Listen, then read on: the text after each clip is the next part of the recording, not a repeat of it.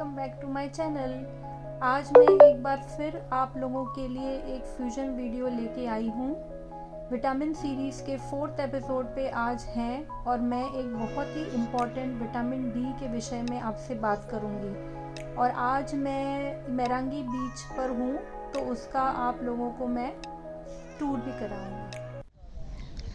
मैंने सोचा vitamin D जैसे इम्पॉर्टेंट टॉपिक पे मैं आज आपसे बात करने वाली हूँ तो मैं बीच चली जाऊँ, क्योंकि विटामिन डी हमें धूप सेकने से मिलता है और धूप सेकने की सबसे अच्छी जगह और क्या हो सकती है बीच के अलावा। So here I am at मेरांगी बीच। विटामिन डी पे बात करते हैं। विटामिन डी बेसिकली एक फैट सॉल्यूबल विटामिन है और हमें ये विटामिन डी डायरेक्टली सन से नहीं मिलता, सन एक्सपोजर से डेफिनेटली मिलता है, बट वो बनता है हमारी बॉडी में कोलेस्ट्रॉल से और सन के प्रेजेंस में बनता है। और क्योंकि ये फैट सॉल्यूबल विटामिन है तो अगर आप सपोज विटामिन डी के फूड सोर्सेज ले रहे हैं, हालांकि विटामिन डी के फूड सोर्सेज काफ़ी लिमिटेड है, वो भी मैं आपके साथ शेयर करूँगी। बट अगर आप फूड सोर्सेज ले रहे हैं तो ये भी ध्यान रखिए कि आप हेल्दी फैट्स भी लें उसके साथ, क्योंकि ये फैट सॉल्यूबल विटामिन है और वो फैट के प्रेजेंस में ही एब्जॉर्ब हो सकता है। सो avoid being on a fat free diet.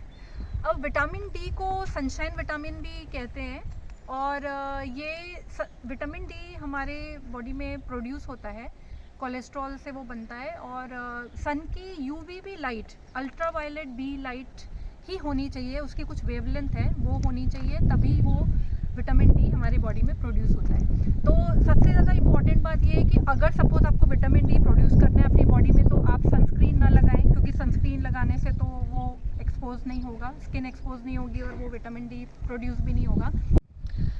अब अगर विटामिन डी सनलाइट की प्रेजेंस में बनता है तो ये जान लेना ज़रूरी है कि कौन से टाइम पे सन एक्सपोजर हो और कितने टाइम तक आपको सन एक्सपोज करना है। तो ये डिपेंड करता है कि आप कौन सी जगह पे रह रहे हैं और वहाँ पे कौन सा सीज़न चल रहा है, क्योंकि गर्मियों का टाइम जब होता है तो सूरज ज़्यादातर ऊपर चढ़ा होता है, विंटर में पर ऐसा नहीं होता।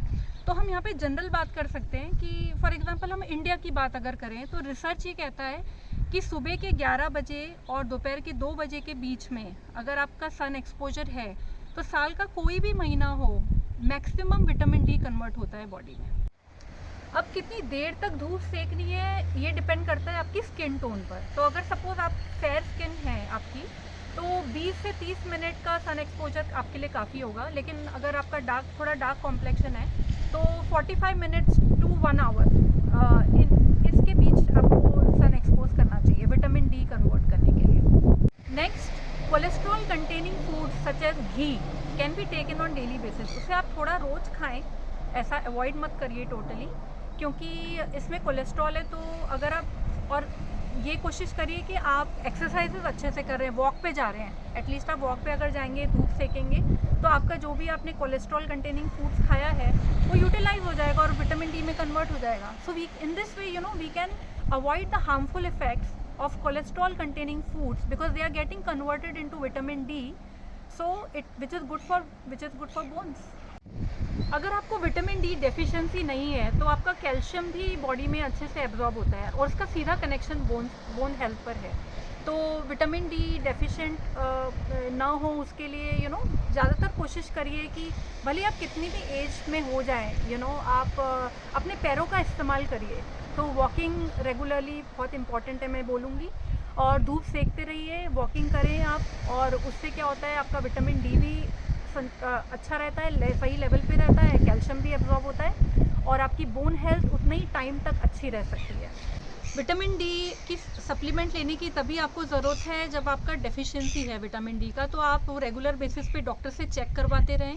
स्पेशली जब आप एक एज 30-35 ईयर्स एज में पहुंच जाए तो आप रेगुलर उसको चेक कराते रहिए कि आपका डेफिशिएंसी तो नहीं है, तो आपको सप्लीमेंट लेने की ज़रूरत है। ज़रूरत से ज़्यादा भी नहीं लेना चाहिए, तो हमेशा डॉक्टर या डाइटिशियन से पूछ के ही आप लें, क्योंकि विटामिन डी फैट सॉल्यूबल है और उसकी टॉक्सिक लेवल्स बढ़ सकते हैं अगर आपने ज़रूरत से ज़्यादा वो लिया।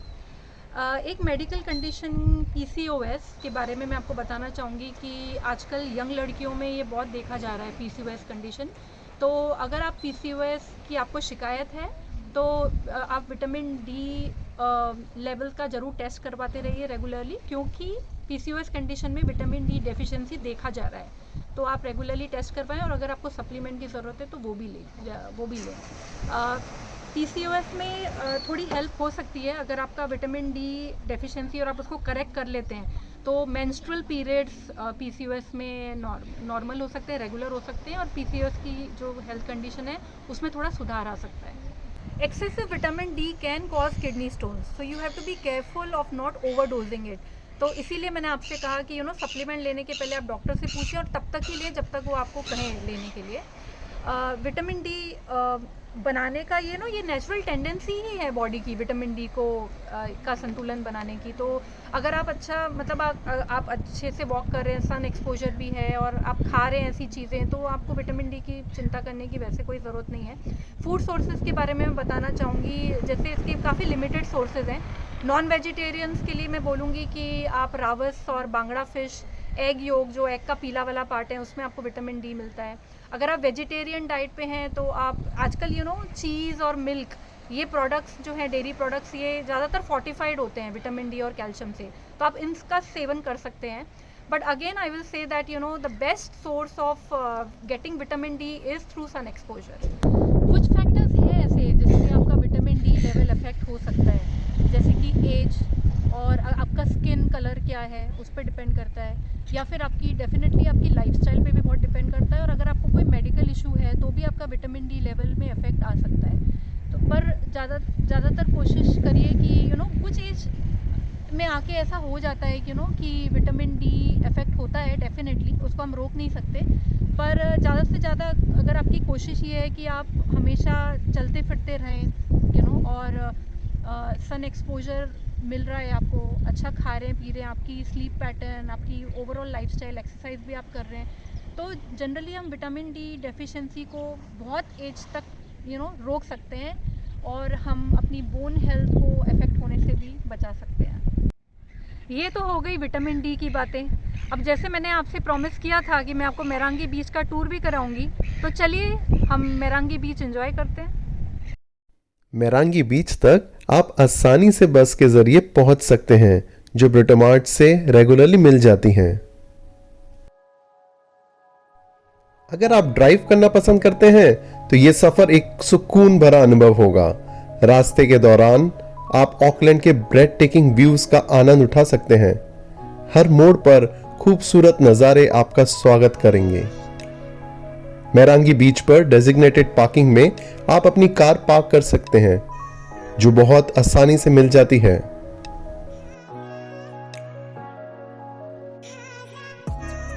जैसे ही आप बीच पर पहुंचते हैं, समुद्र की ठंडी हवा और लहरों की मधुर आवाज आपका मन मोह लेंगे।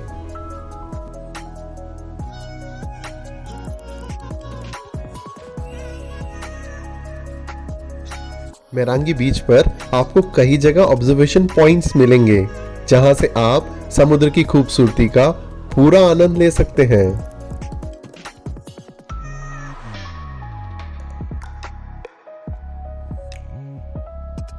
जैसे कि आप देख रहे हैं, इन ऑब्जर्वेशन पॉइंट्स पर इस तरह के बेंचेस होते हैं, जहां बैठकर आप बीच को बिना किसी रुकावट के आराम से देख सकते हैं। ये जगह सुकून और नजारों का एक परफेक्ट संगम है। आप यहां आराम से बैठकर लहरों की मधुर आवाज सुन सकते हैं। अगर आप शांति और सुकून के पल ढूंढ रहे हैं तो यह जगह आपके लिए बिल्कुल सही है।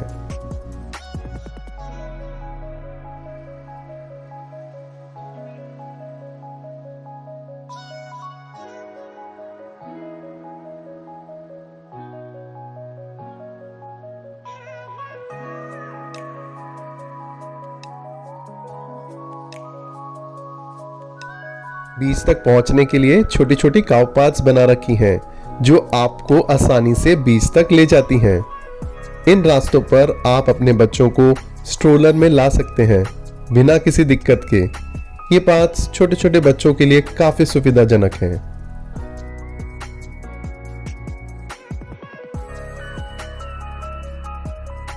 यहाँ आप देख सकते हैं कि कई लोग अपने बच्चों के साथ समुद्र के किनारे धूप का पूरा आनंद उठा रहे हैं। ये जगह परिवार के लिए एक परफेक्ट स्पॉट है, जहां बच्चे रेत में खेलते हैं और बड़े समुद्र के करीब शांति और सुकून का एहसास करते हैं। ये जगह सिर्फ सुकून और मस्ती के लिए नहीं, बल्कि विटामिन डी लेने के लिए भी बेहतरीन है, जो सूरज की रोशनी से मिलती है। धूप में बैठना यहाँ की हेल्दी लाइफस्टाइल का एक हिस्सा है।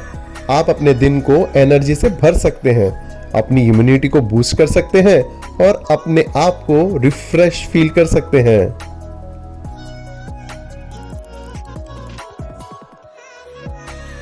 समुद्र में खेलने के बाद बच्चे और बड़े गार्डन में लगे झूलों का भी आनंद ले सकते हैं। ये झूले बीच के सुकून भरे लम्हों के बाद एक और खुशी का पल देते हैं, जहां परिवार के हर सदस्य अपना वक्त मजे से बिता सकते हैं।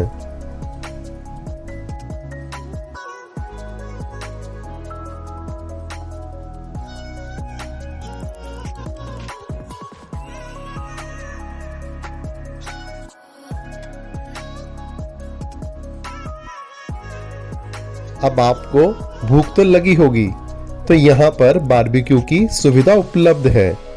आप अपने साथ बारबेक्यू का सारा सामान ला सकते हैं और मजे से अपने परिवार के साथ बैठकर आराम से खाना खा सकते हैं। समुद्र के पास एक डिलीशियस बारबेक्यू का अनुभव इस यात्रा को और भी यादगार बना देता है।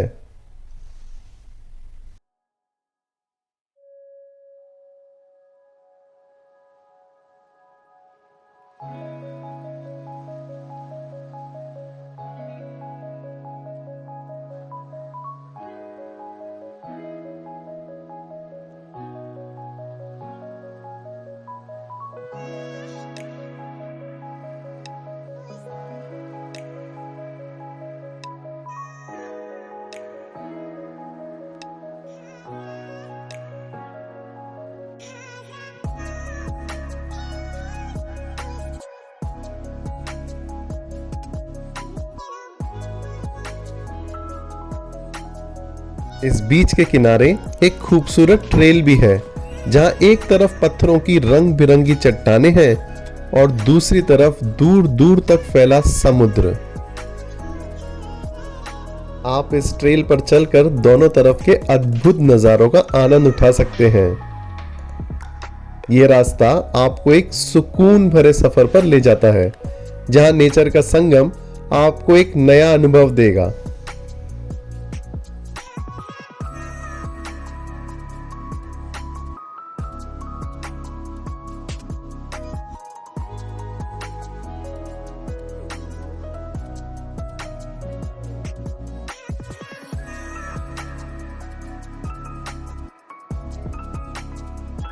समुद्र का पानी इतना साफ है कि इसकी चमक देखकर आपका मन खुश हो उठेगा।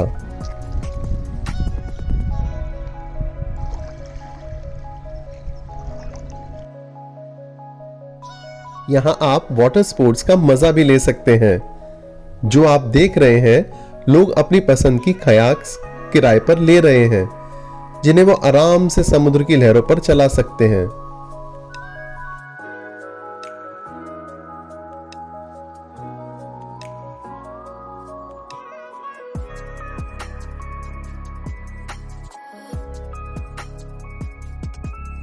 ये एक शानदार अनुभव है, जो आपको समुद्र की खूबसूरती और शांति को गहराई से महसूस करने का मौका देता है।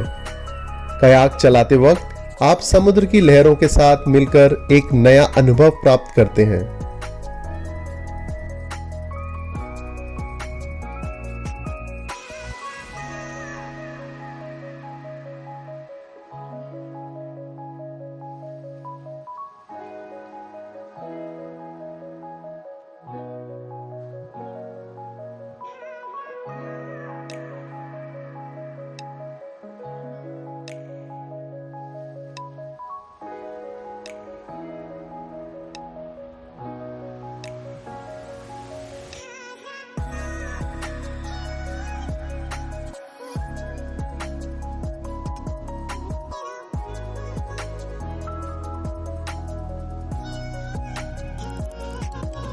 समुद्र का मजा लेने के बाद आप यहाँ शॉपिंग का भी आनंद ले सकते हैं।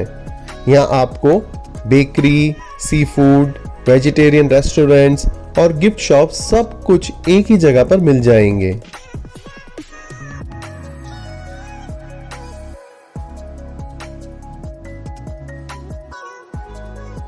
लेकिन यहाँ की शॉपिंग कॉम्प्लेक्स सिर्फ एक व्यावसायिक स्थल नहीं, बल्कि एक खूबसूरत विंटेज विलेज की तरह सजाया गया है। इस कॉम्प्लेक्स की आर्किटेक्चर पुरानी कल की यादों को ताजा करने वाली है, जिसमें rustic wooden beams, charming store fronts और आर्टिस्टिक डेकोर है। हर कोना यहाँ की सुंदरता और लोकल फ्लेवर से भरा हुआ है, जहां आप अपनी पसंद की चीजें खरीद सकते हैं। ये विंटेज शॉपिंग कॉम्प्लेक्स न सिर्फ एक शॉपिंग डेस्टिनेशन है, बल्कि एक अनोखा अनुभव भी प्रदान करता है, जहां आपको हर तरह की अनोखी चीजें देखने को मिलेंगी। यहाँ का वातावरण आपको एक पुरानी यादों पर ले जाता है, जहां हर चीज एक कहानी सुनाती है और आपको ये याद दिलाती है कि शॉपिंग सिर्फ सामान खरीदना नहीं, बल्कि एक अनुभव है।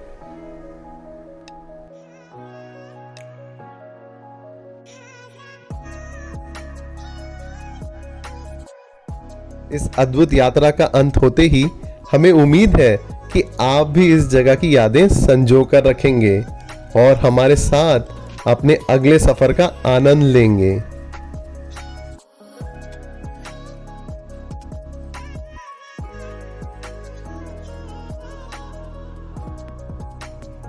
तो फ्रेंड्स, मैंने आज आपके साथ विटामिन डी के कुछ इंपॉर्टेंट टिप्स शेयर किए और आपको मेरांगी बीच का टूर भी कराया। होप आपको मेरा ये फ्यूजन वीडियो पसंद आया होगा। आपको अगर ये वीडियो पसंद आया है तो आप लाइक करिए, अपने फ्रेंड्स के साथ शेयर करिए। आप कमेंट सेक्शन में लिखिए कि आपको कैसा लगा और विटामिन डी के लिए आप क्या क्या करते हैं, आप वो भी आप कमेंट सेक्शन में डाल सकते हैं। और अगर आपने मेरा चैनल अभी तक सब्सक्राइब नहीं किया है तो प्लीज़ उसे जल्दी करिए। मैं और भी वीडियोस आपके पास सामने लेके आऊँगी, और तो ताकि आप कुछ इंपॉर्टेंट इन्फॉर्मेशन मिस ना कर दें, तो आप चैनल सब्सक्राइब कीजिए। नेक्स्ट वीडियो में मैं आपसे ज़रूर मिलूँगी, बहुत जल्द मिलूँगी। Until then, please take care of yourself. Please take care of your health. Be happy. Bye.